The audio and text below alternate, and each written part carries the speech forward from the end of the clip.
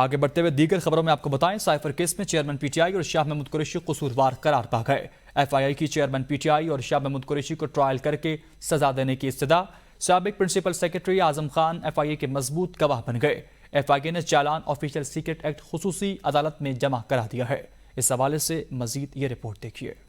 کے مطابق cipher case میں اسد عمر ایف آئی اے کے ملزمان کی لسٹ میں شامل نہیں، جبکہ اعظم خان کا 161 اور 164 کا بیان چالان کے ساتھ منسلک کر دیا گیا۔ 27 گواہوں کے 161 کے بیانات قلم بند ہونے کے بعد چالان کے ساتھ منسلک۔ سیکرٹری خارجہ اسد مجید اور سابقہ سیکرٹری خارجہ سہیل محمود بھی گواہوں میں شامل۔ ایڈیشنل سیکرٹری خارجہ فیصل نیاز سمیت وزارت خارجہ سے لے کر وزیر اعظم تک پہنچنے تک تمام چین گواہوں میں شامل کر لی گئی۔ ذرائع کے مطابق آفیشل سیکرٹ ایکٹ کی خصوصی عدالت میں جمع چالان میں کہا گیا ہے کہ چیئرمین پی ٹی آئی نے سائفر اپنے پاس رکھا اور اسٹیٹ سیکرٹ کا غلط استعمال کیا۔ Cipher copy chairman P T I کے پاس پہنچی لیکن واپس نہیں کی گئی۔ شاہ محمود قریشی نے 27 مارچ کی تقریر کی، پھر چیئرمین پی ٹی آئی کی معاونت کی۔ چیئرمین پی ٹی آئی اور شاہ محمود قریشی کی 27 مارچ کی تقریر کا ٹرانسکرپٹ سی ڈی بھی چالان کے ساتھ منسلک کر دی گئی، جبکہ ایف آئی اے نے 28 گواہوں کی لسٹ چالان کے ساتھ عدالت میں جمع کرا دی۔